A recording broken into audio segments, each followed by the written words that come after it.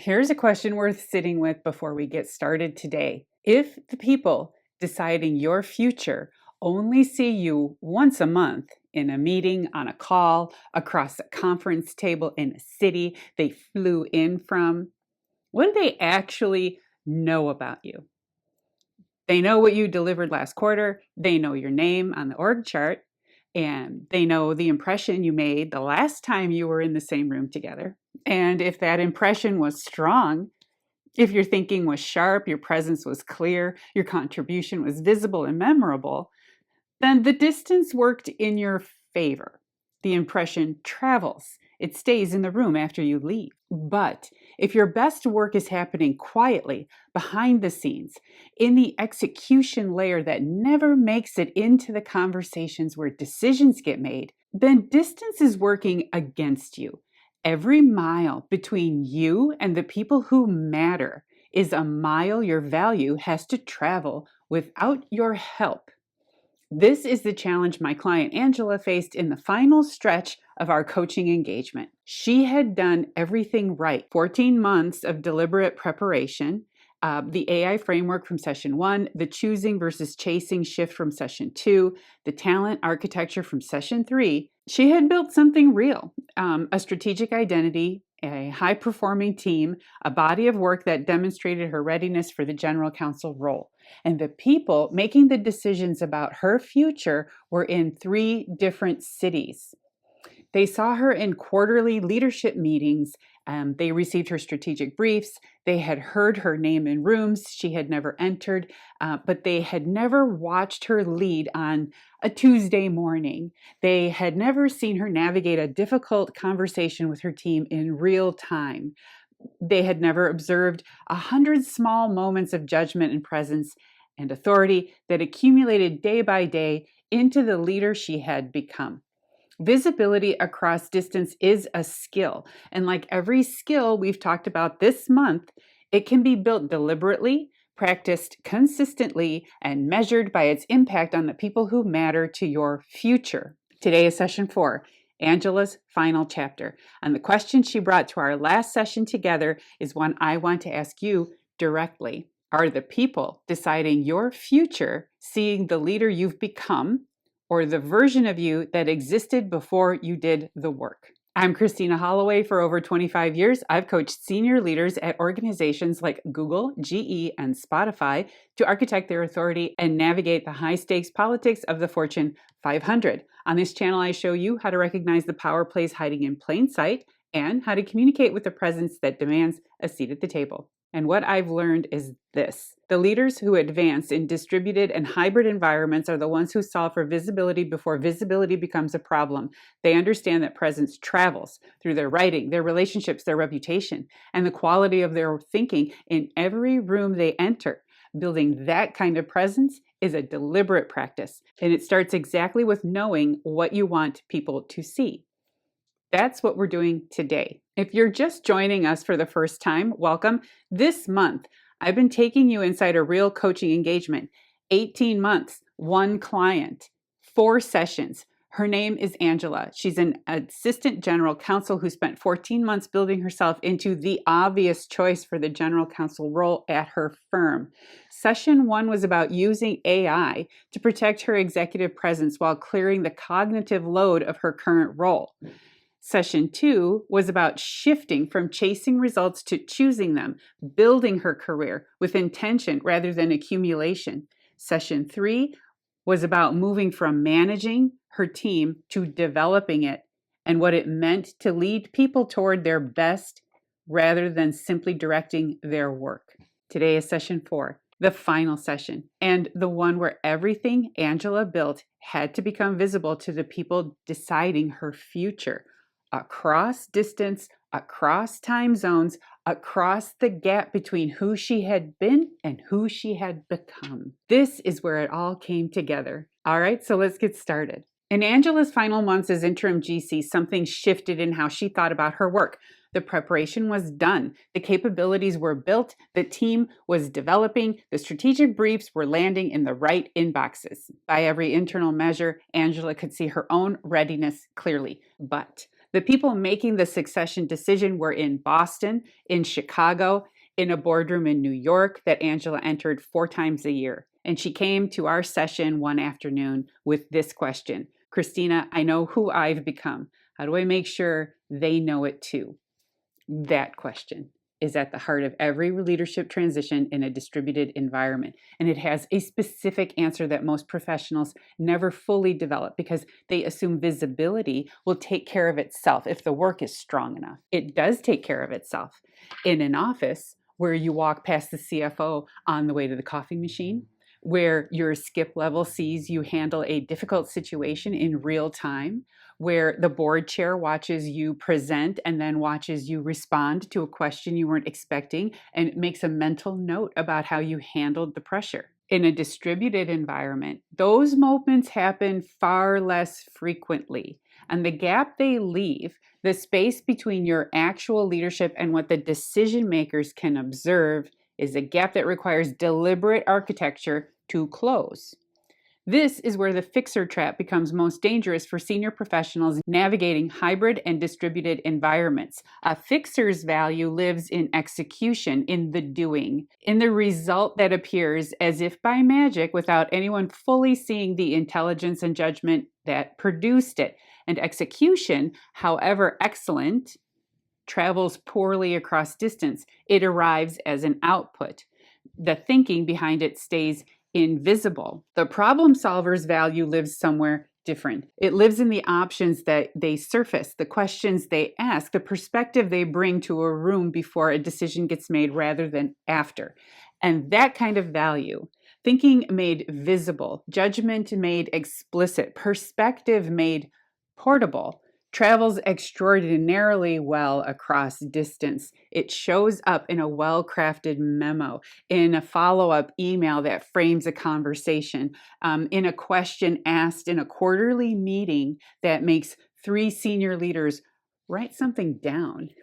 Angela had spent 14 months becoming a problem solver. Session 4 was about making sure the people in Boston and Chicago and New York could see it.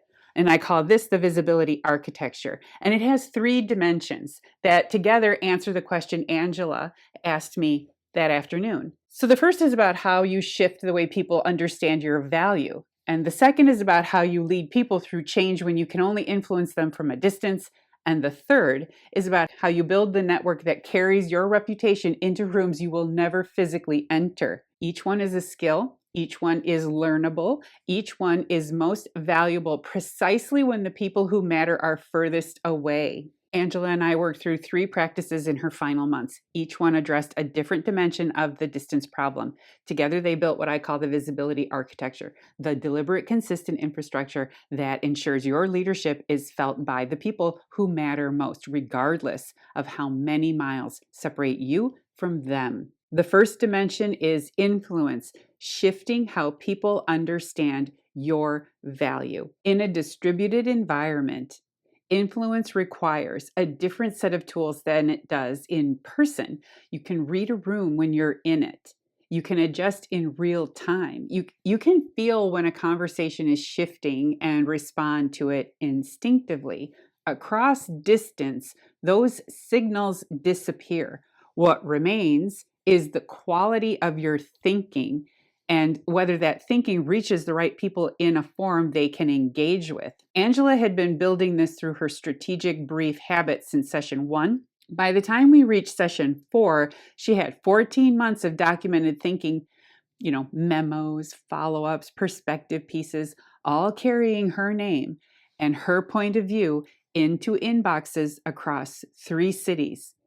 But we refined the practice in one specific way for this final stretch. Angela started framing her briefs around decisions rather than information. Rather than sharing what she knew, she started sharing what she recommended and why. This distinction sounds small. The impact was significant. Decision-focused communication signals strategic maturity in a way that information sharing alone never does. It tells the reader that the person on the other end of the memo thinks at the level of consequences, options, and choices, the level the general counsel role required. Within 6 weeks, her skip level told her something that confirmed the shift was landing. Angela, I've started sharing your memos with the board chair before our quarterly meetings. He finds your perspective useful.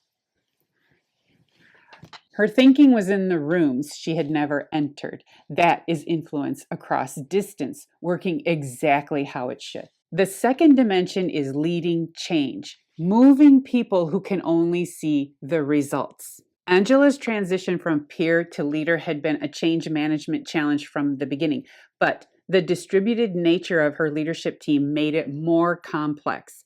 The people observing her transition, watching whether she could lead the legal function at the GC level, were doing so from a distance. So they saw the outputs, they read the briefs, they attended the quarterly meetings.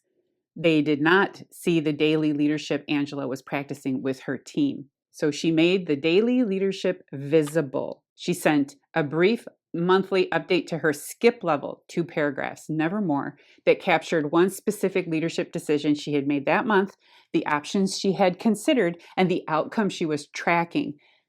It was framed as a transparency practice rather than a progress report. I want to keep you informed about how I'm developing the team. Brilliant. Those 8 sentences a month did something Angela hadn't anticipated. They gave her skip level a window into her leadership thinking that no quarterly meeting could provide. He started referencing her decisions in conversations with other senior leaders. He started asking her opinion on organizational questions beyond the legal function. She had created a change narrative, a documented arc of her own leadership development that traveled across distance and arrived exactly where it needed to be. The third dimension is operating in the matrix, building the network that speaks for you. This is the practice Angela found most uncomfortable and the one that mattered most. Not uncommon, most people struggle here. In a distributed environment, your reputation travels through people before it travels through results, right? The CFO who mentions your name in a conversation with the CEO, the board chair who references your memo in a meeting you were never invited to attend, the chief risk officer who says unprompted in a room full of decision makers. Have you talked to Angela about this? She had a perspective on it last month that I thought was worth hearing. Those moments, spontaneous, unscripted, happening in rooms you will never physically enter, are the most powerful visibility tool available to a senior professional in a distributed environment, and they require deliberate cultivation. Angela mapped her matrix sponsors the way we had mapped her influence chart in session 2, 5 people, each one with a different kind of access to the decision makers in her succession conversation, each one receiving consistent, valuable relationship building investment from Angela over 14 months. She had coffee conversations with her skip level that were about his priorities, what he was working through, where he needed thinking partners, how the legal function could serve the business better. She sent the CFO a brief note after every significant financial decision with a legal dimension. 2 sentences, always adding something, always carrying her perspective without demanding his time, right? She followed up with the board chair after every quarterly meeting with a single insight she had taken from the conversation. Each touch point was small. Collectively, they built something Angela described to me at our final session that I want to share with you. I walked into my last board presentation and 3 people greeted me by name before I said a word. 6 months earlier, I was invisible in that room. That is the matrix working for you. Your reputation arriving before you do. Your value visible to the people who matter across every mile of distance between you and the decision that will define your next chapter. 2 months after our final session, Angela was named general counsel. And I want to tell you what that moment actually represented, because it was more than a promotion. It was the culmination of 14 months of the most deliberate, courageous, and consistent professional development I have witnessed in my coaching practice. She arrived as someone who was excellent at the wrong things, but technically brilliant.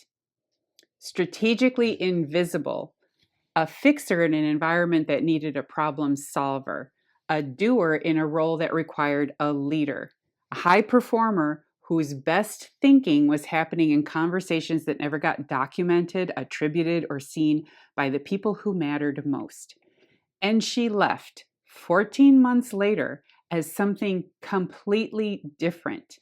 She left as someone whose thinking traveled across 3 cities before she entered a room, whose team was developing with intention rather than accumulating tasks by default, whose reputation had been built brick by brick through 5 key relationships, 14 months of strategic briefs, and a quiet, consistent practice of making her leadership visible to the people who needed to see it. She left as the obvious choice. In session 1, she learned to protect the conditions under which her best thinking happened.